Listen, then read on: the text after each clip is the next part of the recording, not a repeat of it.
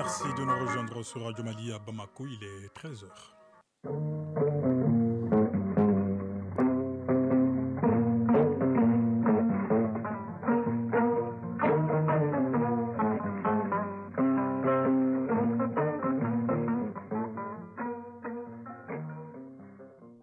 Le journal Ibrahima Traoré.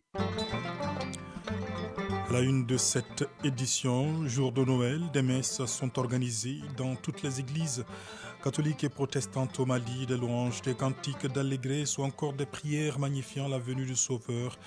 Dans cette édition, nous ferons un point complet de cette célébration à Bamako et à l'intérieur du pays avec nos différents reporters. C'est sous un soleil radieux en ce 25 décembre que le pape François a tenu sa traditionnelle bénédiction Urbi et Orbi de Noël devant la foule réunie place de Saint-Pierre. Il a appelé à la paix dans le monde. Bourama Traoré nous décortiquera son message. Dans cette édition également, le tour d'horizon du reste de l'actualité internationale à suivre. Et puis les sports, ce sera avec vous, Famourou Djourté. Bonjour. Bonjour Ibrahima Traoré. Alors quel est le menu de cette page des sports en ce 25 décembre ? Dans l'actualité sportive, nous parlerons du volleyball avec les championnats nationaux. Nous parlerons également du football. La 9e journée du championnat national de Ligue 1 démarre demain lundi. En Angleterre, le Boxing Day sera également au rendez-vous comme chaque année. L'actualité des sports à ne pas manquer avec Famourou Djourté. Voilà pour le sommaire. Mesdames, Messieurs, bonjour, joyeux Noël. La communauté chrétienne célèbre Noël ou la naissance de Jésus-Christ. Une messe est organisée des messes sont organisées dans toutes les églises du pays ce dimanche. La nuit dernière, c'était la veillée à la cathédrale Sacré-Cœur de Bamako. Elle a été marquée par des louanges, des cantiques ou encore de prières magnifiant la venue du Sauveur. Un appel à plus de conjugaison d'efforts autour des préoccupations du pays est lancé à la fois par le cardinal Jean Zerbo et le ministre des Affaires religieuses, du culte et des coutumes. On fait le point avec Fademba Keïta. L'enfant émaillé couché dans la crèche est celui qui nous est né. Son nom c'est Emmanuel où Dieu est avec nous. La veille de Noël célèbre donc la naissance de Jésus-Christ. Né de la Vierge Marie, la venue du Messie, du conseiller merveilleux du Prince de la Paix, vient sauver le peuple d'Israël qui marchait dans les ténèbres. Une lumière resplendissante envahit la terre. Pour le cardinal, les prêtres officiants, sœurs, frères, diacres et autres, nous devons suivre les traces du Christ.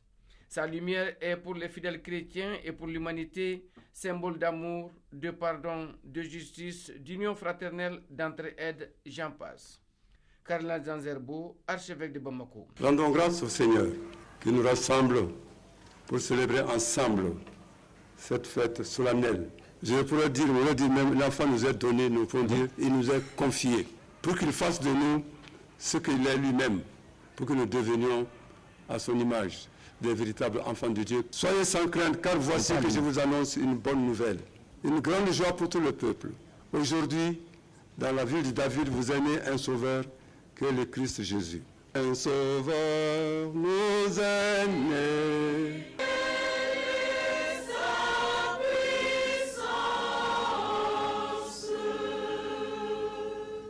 De nos jours, nous vivons encore dans les ténèbres que certains portent en eux et qui parfois se manifestent par la violence, par les injustices, par le mépris des autres, dans nos familles, dans nos quartiers, dans nos lieux de travail, dans nos rues. Notre pays qui traverse des moments difficiles doit sentir dès ce jour l'amour invincible du Seigneur de l'univers. Ce soldat de la paix, de la cohésion sociale, de la prospérité aidera très certainement les autorités de la transition, les fidèles chrétiens qui ont beaucoup d'aspirations non comblées. Dr Mahamadou Koné, ministre des Affaires religieuses, du culte et des coutumes. J'implore le bon Dieu à ce qu'il fasse que les Maliens se retrouvent autour de l'essentiel qui est la patrie. L'heure n'est pas à la division, l'heure n'est pas à la confrontation, l'heure est à la compréhension. Nous devons toujours penser au texte sacré qui nous demande d'être toujours ensemble, d'être toujours main dans la main dans le cadre de la constitution du pays. C'est de cela qu'il s'agit. C'est pourquoi notre président de la transition, le colonel Assimi Goïta, nous a toujours exhorté à ce qu'on prêche avec la sagesse, à ce qu'on prêche avec la bonne manière. Cardinal Jean Zerbo, archevêque de Bamako. Aujourd'hui, Nous faisons face à de très nombreuses épreuves dans nos familles, dans nos communautés, dans nos pays. Les maladies, l'insécurité, la violence sous toutes ses formes. Demandons au Seigneur d'entrer dans la nouvelle année par un cœur converti, par une vie plus attentionnée aux autres, non pas toujours retourner sur nous-mêmes. La paix que nous désirons ardemment, la stabilité que nous appelons de nos cœurs se réaliseront si nous faisons le bien là où nous vivons et partout où nous passons. Que les offrandes destinées aux fidèles et prières individuelles et collectives formulées dans l'allégresse ce jour de Noël fassent de nous des hommes intègres, des patriotes épris de paix, de justice et de pardon. Quelle nouvelle ère répondant à nos aspirations souffle sur le Mali. Fadema Keïta, hier soir donc à la cathédrale de Bamako. Voyons du côté des protestants avec les fidèles de l'église évangélique protestante de Bamako-Kroa qui se sont retrouvés dans la communion hier soir. Prières et cantiques religieuses ont marqué là aussi ce réveillon. La paix et le pardon sont les messages partagés par les diacres de l'Église, des valeurs prônées par Jésus-Christ. D'ailleurs, le thème choisi met en évidence cela, à savoir Jésus, prince de la paix. Bemba Sibi, reportage. La paix au cœur de la célébration de Noël 2022. Le thème « Jésus, prince de la paix » est assez illustratif. Les fidèles dans la communion ont prié pour commémorer l'arrivée du Christ Sauveur. Des prières ponctuées par les cantiques de la chorale. Aussi, dans ce monde troublé par les conflits de tout genre, la recherche de la paix ne rencontrera de succès que lorsque les hommes s'adresseront à Jésus, prince de la paix, car rien n'est possible en période de conflit, a souligné le pasteur Pierre Dako dans son message de Noël. Jésus est le prince de la paix. Nous sommes les ambassadeurs de paix. Et je l'ai déjà dit, sans les ambassadeurs de paix, la terre est vouée au chaos. Pas de développement sans la paix, pas de prospérité sans la paix, pas d'élection sans la paix. Pas d'avancement sans la paix. Nouhoum Ag Mfayatara, délégué général de l'AGPM. Jésus est venu donner l'amour, donner le pardon, donner la réconciliation. C'est exactement cela dont le Mali a besoin, la refondation dont on parle au Mali. La paix de Dieu est gratuite. Pour l'avoir, il suffit d'ouvrir son cœur à la paix. Ainsi, la paix régnera sur la terre pour des années et des années. Un message bien compris par les fidèles.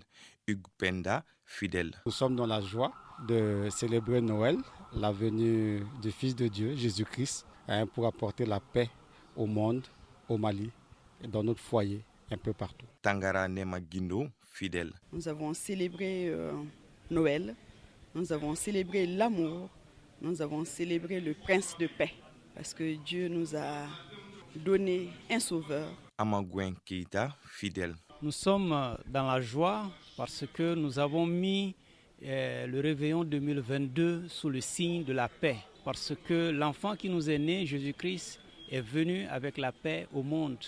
La paix dans le sens de réconcilier Dieu avec les hommes. Des vœux de paix pour le Mali, la paix et l'entente également entre confessions comme cela a caractérisé notre pays depuis des années. Mamadou Kone, ministre des Affaires religieuses, du culte et des coutumes. Cette nuit de nativité est une nuit mémorable qui doit nous inciter beaucoup plus fortement au bon voisinage. Toutes les religions prêchent la paix. Et toutes les religions demandent à ce que les prêches soient avec la sagesse, avec la délicatesse, avec la plus grande courtoisie pour qu'il y ait un bon climat social. Noël 2022 a été marqué à l'église évangélique protestante de Bamako-Kroa par des prières, des litanies religieuses, mais aussi par une représentation de la naissance de Jésus-Christ par des enfants avec en toile de fond la paix et le pardon, comme l'a dit Jésus, quand on te gifle sur une joue, tends l'autre joue.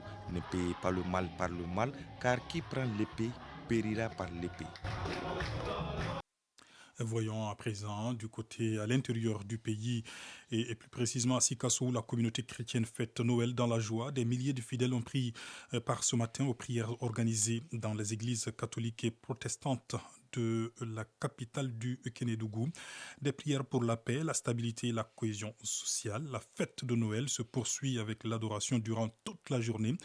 On en parle avec vous, Moustapha Doumbia, l'un de nos correspondants dans la région de Sikasso. Bonjour, Moustapha Doumbia.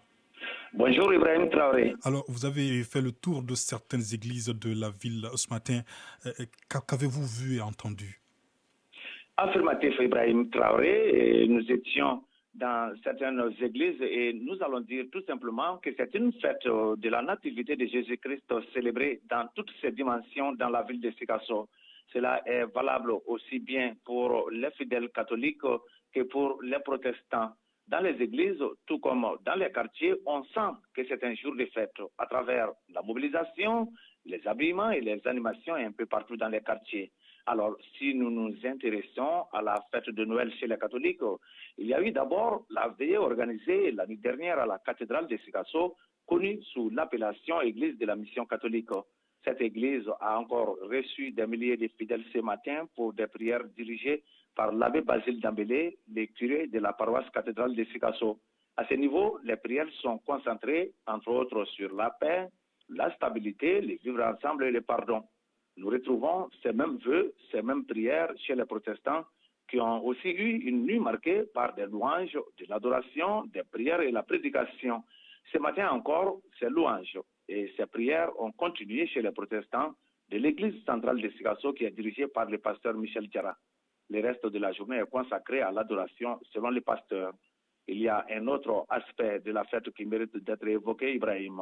C'est celui relatif au partage des repas, aux salutations dans les familles qui existent, en tout cas ici à Sikasso, entre chrétiens et musulmans.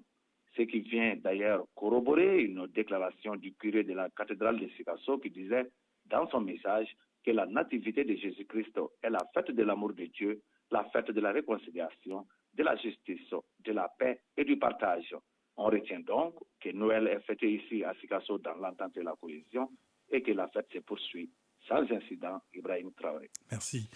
Merci beaucoup, Mustapha Doumbouya, en direct donc de Sikasso, qui fête donc Noël depuis ce matin dans la joie, nous précise Mustapha Doumbouya. Et je rappelle que cette fête se déroule un peu partout au Mali, dans des églises catholiques et protestantes.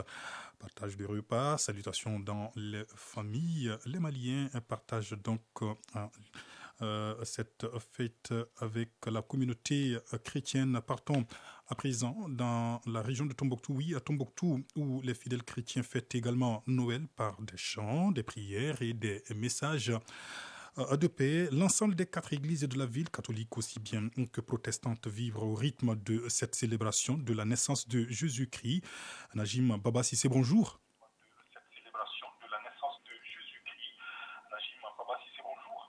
Bonjour, monsieur Ibrahim Traoré. Alors, quelle est l'ambiance à Tombouctou en ce jour de Noël?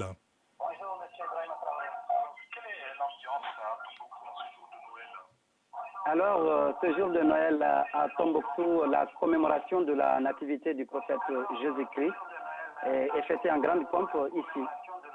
De l'église catholique en passant par l'église évangélique baptiste, la nouvelle vie et les assemblées de Dieu, partout les fidèles sont présents pour donner un éclat à cet événement qualifié de bonne nouvelle.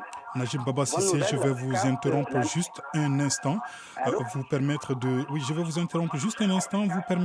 d'éteindre la radio juste à côté de vous pour permettre à nos auditeurs de bien vous suivre. Est-ce que vous m'entendez et rappelez-nous l'ambiance à Tombouctou donc en ce jour de Noël.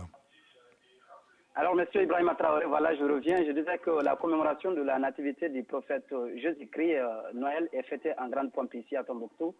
De l'église catholique en passant par l'église évangélique baptiste, la nouvelle vie et les assemblées de Dieu. Partout, les fidèles sont présents pour donner un éclat à cet événement qualifié de bonne nouvelle. Bonne nouvelle car c'est la naissance du prophète Jésus-Christ, le sauveur de l'humanité. Chez les catholiques, c'est l'intendant Nestor Dabou qui a officié la cérémonie en dressant tout d'abord l'origine et le sens de Noël avant de prêcher la parole de Jésus-Christ, Prince de paix. Un thème en phase avec la situation de notre pays qui a tant besoin de paix et de cohésion sociale. Plus loin, chez les évangiles baptistes, des louanges à travers la grande chorale qui fait place à l'ensemble des communautés vives venues s'est greffé à l'événement. Le pasteur Ibrahim Yattara, dans son message, a incité chacun des fidèles à la conscience, à la considération mutuelle. L'un des instants forts, c'est le ludique. Des enfants se sont retrouvés dans l'espace qui leur a été réservé pour jubiler. Tout au long de cette journée, les fidèles vont manger, boire. C'est un jour pas comme les autres, disons. Et à la veille de ce dimanche, dans chacune des églises, des veillées ont été tenues pour échanger sur l'origine de Noël et la vie de Christ. Merci beaucoup Najim Baba Assissé pour toutes ces précisions depuis Tombouctou. Et sans transition, en ce jour de Noël, à la mi-journée, le pape François a prononcé sa bénédiction Urbi et Orbi dans laquelle il a alerté sur la gravité des guerres en cours qui, considérées toutes ensemble, s'apparentent à une troisième guerre mondiale. Le pape François invite à penser aux blessés de guerre et aux pauvres. Il a présidé hier soir une messe solennelle de Noël dans la basilique Saint-Pierre, devant de milliers de fidèles. Le souverain pontife a dénoncé, je cite, « un monde assoiffé d'argent, de pouvoir et de plaisir ». Fin de citation. On en parle avec vous. Bourama Traoré, bonjour. Bonjour Ibrahima Traoré. Alors, que peut-on retenir de la traditionnelle messe de Noël de Pape François ce matin et hier soir? D'abord, il y a 2 chiffres qu'on peut retenir, Ibrahima Traoré, et qui font la particularité de la traditionnelle messe de Noël célébrée, vous l'avez dit, par le Pape François. 7000 et 4000. 7000, c'est le nombre de personnes qui ont assisté hier soir à la messe solennelle à l'intérieur de la basilique Saint-Pierre où le pape François célébrait le 10e Noël de son pontificat. 4000, c'est le nombre de fidèles qui ont pu suivre la messe à l'extérieur sur la place Saint-Pierre. 11 000 fidèles au total, cela n'était jamais arrivé depuis le début de la pandémie du coronavirus. Devant ces milliers de fidèles, le pape François a dénoncé la cupidité et le consumérisme, d'où un appel aux croyants à revenir à la source du message de Noël en pensant à ceux qui souffrent de la guerre et de la pauvreté. Le souverain pontife va encore loin, je cite, « Les hommes et les femmes de notre monde, dans leur soif de richesse et de pouvoir, dévorent même leurs voisins, leurs frères et sœurs. » Fin de citation. Comme toujours, poursuit-il, les principales victimes de cette avidité humaine sont les fidèles, sont les faibles et les vulnérables avant de s'interroger. Combien de guerres avons-nous vues? Dans combien d'endroits aujourd'hui encore, la dignité humaine et la liberté sont traitées avec mépris? Le pape François, âgé aujourd'hui de 86 ans, revient à la charge dans son traditionnel message Urbi et Orbi à la ville et au monde, dans lequel il a envoyé une fois de plus un message de paix au monde, en référence à l'ensemble des guerres et désastres en cours, citant notamment la Syrie et le Liban, sans oublier l'Afrique. Le pape François exhorte à ne pas utiliser la nourriture comme une arme. Allusion est faite au conflit qui touche la corne de l'Afrique. Toute guerre provoque la faim et utilise la nourriture elle-même comme une arme en empêchant sa distribution à des populations qui souffrent déjà, a conclu le souverain pontife. Merci beaucoup, Bourama Traoré. Et dans le reste de l'actualité internationale à présent, en Afghanistan, les talibans interdisent aux femmes afghanes de travailler pour les ONG, cela qu'elles soient nationales ou internationales, une décision que l'Union européenne condamne fermement. Ainsi, après l'annonce de cette décision, qui ne fait guère l'affaire des ONG, celles-ci ont donc décidé d'observer un arrêt de travail jusqu'à nouvel ordre. Fatou Diaby, bonjour. Bonjour Ibrahima Traoré. Alors, cette décision des talibans fait réagir plus d'un. Oui, d'une interdiction à une autre, car cette décision, apprise ce samedi 24 décembre, est faite quelques jours après celle interdisant les femmes l'accès aux universités. Le ministère de l'économie invoque des plaintes sérieuses selon lesquelles les femmes ne respectaient pas un code vestimentaire approprié. Bien que la plupart des ONG aient fermé leurs portes, la directrice d'une ONG basée à Héra, qui emploie une trentaine de femmes tout en les soutenant dans leurs projets professionnels, s'exprime en ces termes. J'ai décidé de ne pas fermer et je ne veux pas fermer mon ONG parce que c'est le seul espoir pour les femmes ici à Héra. J'ai dit à nos bénéficiaires et à nos employés que nous allions continuer jusqu'au bout et au cours de cette année, toutes les femmes publiques connues ont quitté l'Afghanistan, mais moi je suis à côté de ces femmes et j'essayerai de garder mon ONG ouverte. Si ce n'est pas du tout possible, nous ferons de notre mieux pour trouver d'autres moyens d'aider et de donner de l'espoir aux femmes. Fin de citation. Néanmoins, la directrice confie avoir un peu la peur au ventre, mais elle ne se résout pas à fermer les portes aux femmes.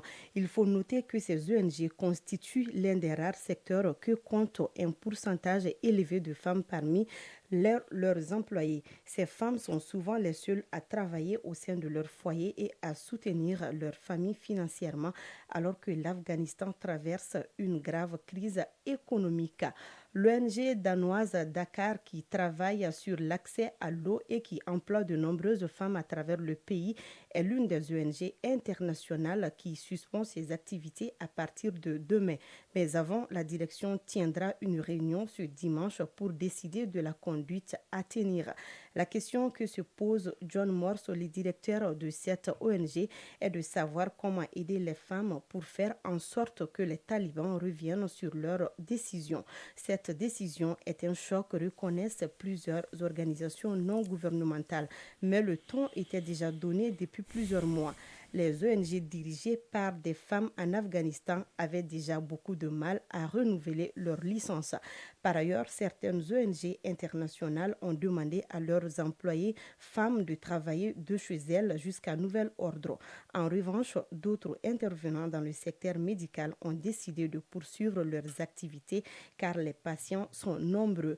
L'Union européenne condamne avec fermeté cette décision des talibans. Dans un communiqué, Joseph Borrell, je cite, dit « Nous évaluons la situation et l'impact qu'elle aura sur notre aide sur le terrain. » Fin de citation.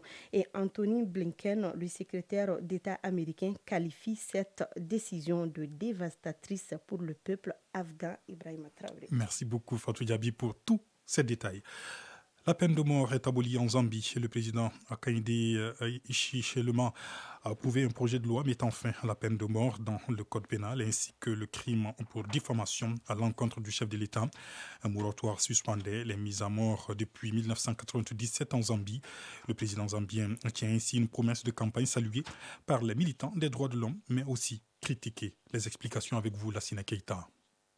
Une promesse de campagne tenue par le chef de l'État zambien, Hakainde Hichilema, en mettant fin à la peine de mort dans le code pénal ainsi que le crime pour diffamation à l'encontre du chef de l'État. Après la signature du projet de loi, il s'est réjoui dans un tweet en ces termes. « Nous avions promis de modifier les lois qui entravent la démocratie, les droits de l'homme, la bonne gouvernance et les libertés fondamentales. » Promesse tenue. Avec cette mesure, la Zambie devient le 25e pays d'Afrique subsaharienne à abolir la peine de mort. Un progrès salué par les militants des droits de l'homme. Ils ont également salué la fin du crime de diffamation à l'encontre du président de la République. Le pays rejoint ainsi les camps des abolitionnistes comme la Centrafrique ou la Guinée équatoriale cette année. Un progrès salué également par Amnesty International qui déclare que cette loi était utilisée encore récemment pour museler la liberté d'expression. Mais cette abolition de la peine de mort ne fait pas que des heureux. Certaines voix s'élèvent dans le pays pour dénoncer la loi. Rappelons que 257 personnes étaient sous le coup d'une condamnation à mort en Zambie. Et en plus bref, à présent, le gouvernement centrafricain demande les tensions de trésorerie mentionnées par une note de service de son ministère des Finances. Le 16 décembre, celui-ci avait en effet annoncé la suspension de toutes les dépenses de l'État jusqu'à nouvel ordre. Mais ce samedi, le ministre de la Communication et porte-parole du gouvernement a fait valoir que les salaires des fonctionnaires avaient bel et bien été payés dès le 20 décembre. Il a expliqué que la note de service était en réalité un piège tendu pour mettre la lumière sur les vrais amis de la République centrafricaine. En République démocratique du Congo, l'armée qualifie de leurre le retrait des rebelles du M23 de la ville stratégique de Kibumba, près de Goma. Elle affirme que la rébellion renforce ses positions ailleurs. Les forces armées estiment dans un communiqué que cette annonce du M23 est une simple publicité pour distraire les Congolais et la communauté internationale. Les rebelles, faut-il le rappeler, ont conquis au cours des derniers mois de vastes pans du territoire du Nord Kivu, province congolaise frontalière du Rwanda, progressant jusqu'à quelques dizaines de kilomètres de Goma. Toujours en République démocratique du Congo, hier, le président de la Commission électorale nationale indépendante a lancé à Kinshasa les opérations d'identification et d'enrôlement des électeurs avant les élections de 2023. Cette activité concerne d'abord 10 provinces de l'ouest du pays.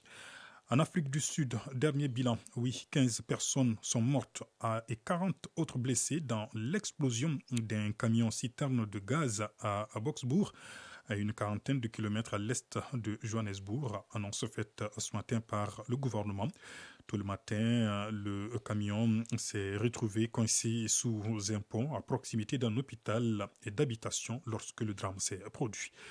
L'Éthiopie a finalisé son rapport sur l'accident du Boeing 737 MAX de sa compagnie aérienne Ethiopian Airlines. Il est conclu que le crash est bien dû à une défaillance technique. Le 10 mars 2019, le vol était 302 à destination de Nairobi s'était écrasé dans un champ près de la capitale éthiopienne. Les 157 passagers et membres d'équipage avaient perdu la vie. Le journal des sports dans quelques instants.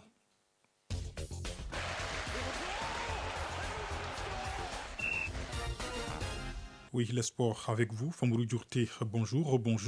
Bonjour Ibrahima Traoré. On commence par le volleyball. Démarré ce samedi, les championnats nationaux se poursuivent au Palais des Sports de Bamako. Oui, 8 matchs sont au programme ce dimanche, 4 chez les messieurs et 4 du côté des dames. D'abord ce matin sur le tableau des dames, on a déjà 2 résultats. L'AS 1008 Logement s'est imposé devant Gao 3-7-0 et Koulikoro a été battu par Ségou 3-7-1. Le centre de formation de volleyball de Daoudabougou joue en ce moment contre l'AS Commune 5 et ensuite l'USFAS sera face à l'AS Commune 4. Toujours ce dimanche dans l'après-midi, c'est-à-dire tout de suite à 16h. Chez les messieurs, il y aura des matchs AS 1008 Logement, Gao, AS Commune 4 Ségou, AS Commune 5 Koulikoro et USFAS AS Commune 6. Hier, en ouverture de ces championnats nationaux de volleyball couplé à la Coupe du Mali chez les dames, AS 1008 Logement a battu Ségou 3-7-0. Le centre de formation de volleyball de Daoudabougou a également pris le dessus sur l'AS Commune 4 3-7-0. L'AS Commune 5 s'est incliné devant l'USFAS 3-7-0. L'AS Commune, 3 matchs se sont joués également du côté des messieurs ce samedi. L'AS 1008 Logement a dominé l'équipe de Ségou 3-7-1. C'est par ce même score de 3-7-1 que l'AS Commune 5 a gagné contre l'AS Commune 6. Enfin, le dernier match a vu la victoire de l'USFAS face à l'équipe de Koulikoro 3-7-0. Football, à présent, la 9e journée du championnat national de Ligue 1 débute demain lundi avec 3 rencontres. Oui, le Boxing Day malien Afrique Football Elite a fait 7e au classement avec 12 points. Affronte l'Afia Club de Bamako, LCBA 11e 9 points au stade Mamadou Konati. Les 2 autres matchs de ce lundi 26 décembre se jouent au stade Modibo Keïta. En première heure, le Djoliba c'est 2e au classement avec 16 points, reçoit l'AS Bakardian 4e 14 points. À 18h, l'association sportive de Korofina 3e 15 points, défie les 11 cratères de Nyarela 12e 9 points. La 9e journée se poursuivra mardi 27 décembre et prendra fin mercredi 28 décembre 2022. Après le mondial 2022, le prochain grand rendez-vous pour les sélections africaines et le championnat d'Afrique des Nations, programmé du 13 janvier au 4 février 2023 en Algérie. Alors, Fambourou Djourti, il y a des joueurs qui vont enchaîner après le Qatar. Oui, parmi les pays présents au Qatar, le Cameroun, le Ghana, le Maroc et le Sénégal seront également de la partie, même si ce ne sera pas avec leur équipe A, puisque le CHAN est une compétition réservée aux joueurs locaux. Comme le Sénégal a disputé le mondial avec un groupe exclusivement composé d'expatriés, aucun lion n'enchaînera les 2 compétitions.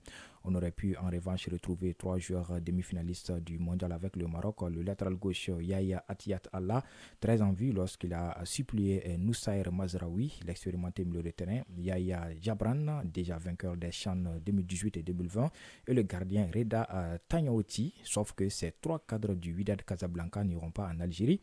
Et pour cause, le Maroc a annoncé en septembre la dissolution de son équipe A' et devrait prendre part au CHAN avec sa sélection des moins de 23 ans, sans aucun joueur présent au Qatar.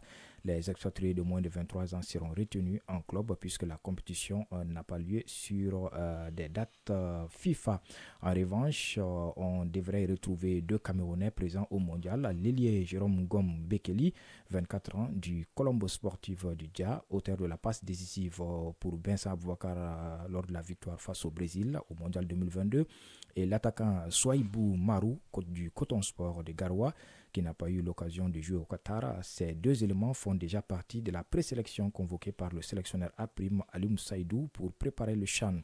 Côté Ghana, enfin, le gardien Ibrahim Danlad, gardien de 19 ans de Asante Kotoko, et l'attaquant Daniel Afriye, 21 ans du Hearts of Oak, devraient enchaîner les 2 compétitions, mais ils n'ont pas disputé la moindre minute au mondial.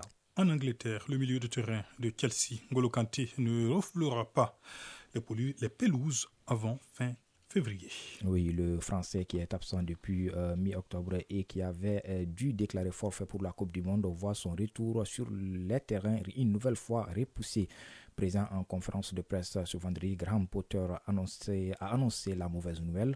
Mon objectif est de l'aider à retrouver la forme dès que possible et de le faire revenir sur le terrain de la bonne manière, a assuré le coach arrivé sur le banc des Blues en cours de saison. Un terrible coup dur pour l'équipe londonienne qui aura à gérer des échéances importantes en seconde partie de saison. Chelsea, actuellement 8e en Premier League, doit à tout prix remonter au classement et préparer son 8e de finale contre Dortmund en Ligue des Champions, le tout sans N'Golo Kanté probablement.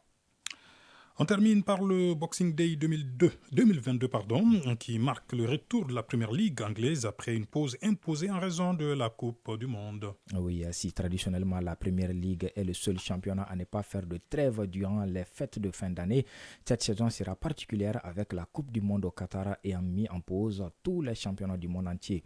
Et si cette année le Boxing Day se disputera en France et en Espagne, le vrai Boxing Day est en Première Ligue. Le 26 décembre est un jour férié chez les Anglais avec des soldes et remises effectuées dans tous les magasins du pays.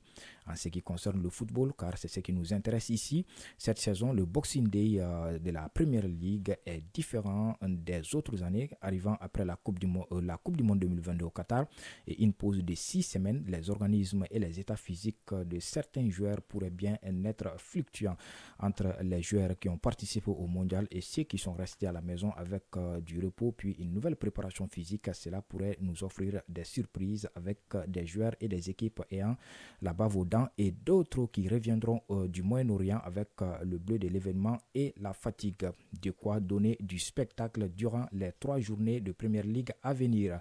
Le Boxing Day 2022 commence ce lundi 26 décembre avec la 17e journée pour prendre fin le 5 janvier 2023 avec la 19e journée. Pas de gros choc pour la 17e journée, mais il y a des affiches intéressantes.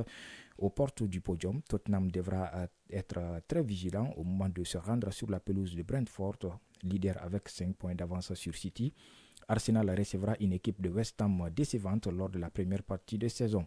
L'occasion pour les Gunners de mettre la pression sur les Citizens qui se déplaceront à Leeds pour clôturer cette première journée du Boxing Day. Si les Gunners seront toujours en tête après la 17e journée, peu importe les résultats, le déplacement à Brighton lors de la 18e journée s'annonce dangereux contre une équipe sans pression qui a réalisé une première partie de saison au-delà de leur espérance. Les joueurs de Mikel Arteta devront être très prudents afin de ne pas avoir Erling Haaland et Manchester City revenir souffler sur la nuque des Gunners et qui recevront Everton lors de la 18e journée. Si les 2 précédentes journées du Boxing Day Premier League ne nous proposaient pas de grandes affiches, la 19e journée en revanche nous offrira 2 belles affiches. Tout d'abord, les Gunners d'Arsenal recevront à l'Emirates Stadium Newcastle, des Magpies qui revivent après une saison dernière compliquée et depuis le rachat du club par les Saoudiens affichent des ambitions bien plus hautes. Troisième, au moment d'attaquer ce Boxing Day, Newcastle se rendra dans la capitale pour venir jouer la Trouble Fête. L'autre choc de la journée opposera le remake de la finale de Ligue des Champions 2021, Chelsea à Manchester City.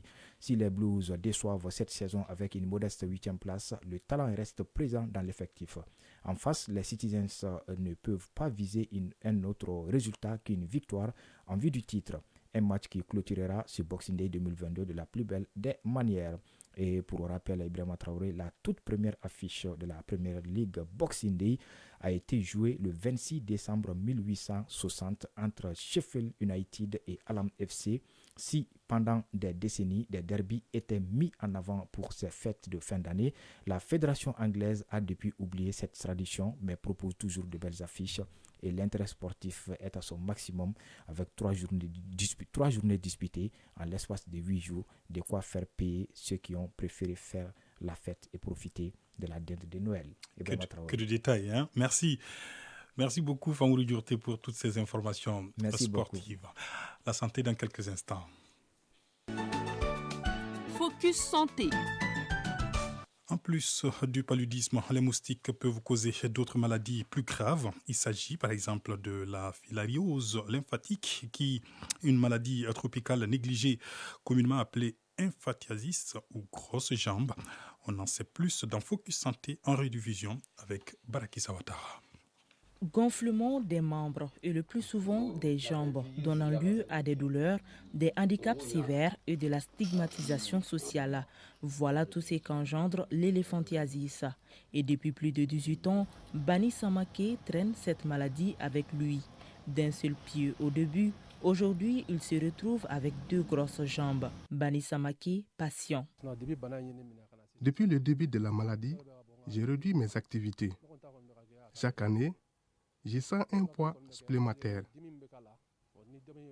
Le traitement, c'est pour atténuer la douleur, car elle est vraiment atroce. La filariose lymphatique est donc une maladie physique mais aussi psychologique.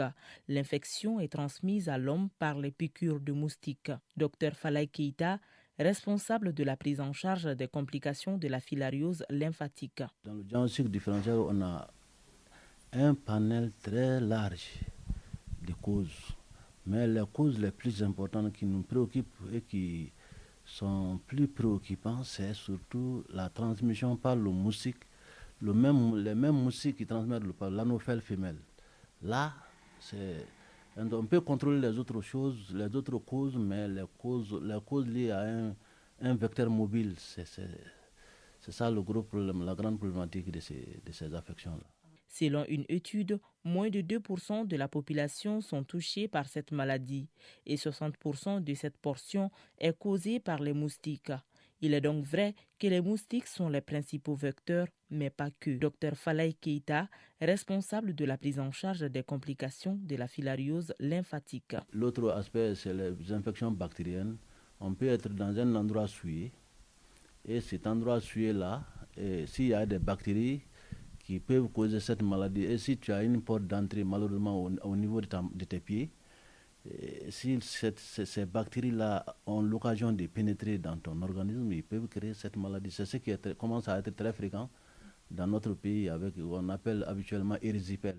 Selon les spécialistes, dans la plupart des cas, les grosses jambes ne sont pas contagieuses. Dr Falay Keita. Dans les étiologies, il y a souvent certains cas qui sont congénitales.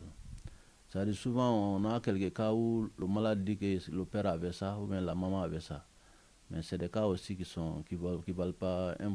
Les conséquences de cette pathologie sont d'ordre psychologique avec souvent des cas de divorce ou pire, des suicides. Sa guérison est plus facile quand elle est découverte tôt. Dr Falay Keita. Mais si ça dépasse un certain délai, la guérison devient impossible. Mais ce qu'on peut faire dans ces cas-là, c'est d'assister le malade pour qu'il puisse ne pas être bloqué, pour que le malade puisse continuer ses activités, mais avec quand même le membre édématié. Le traitement de la grosse jambe repose sur la prise d'antibiotiques et d'antiparasitaires, des traitements qui s'avèrent un peu coûteux pour ces malades qui deviennent de jour en jour des réfugiés à domicile. Focus Santé. Et c'est ce numéro de Focus Santé qui met fin à ce 13h dimanche que j'ai eu le plaisir de vous présenter avec la mise en onde d'Absé Traoré, à la réalisation Lassina Keita, la coordination éditoriale est assurée par Bourama Traoré. Grand merci à Cheikh Abdul Aziz Koulibaly qui assure la mise en ligne de ce journal que vous allez retrouver sur nos plateformes digitales dans quelques instants. Et puis, retrouvez juste après moi Koumba Sissé dans Rétro 7, la rétrospective de l'actualité de la semaine. Et à 19h30, la grande édition du soir. D'ici là, passez d'excellents moments de radio en notre compagnie. Encore une fois, joyeux Noël.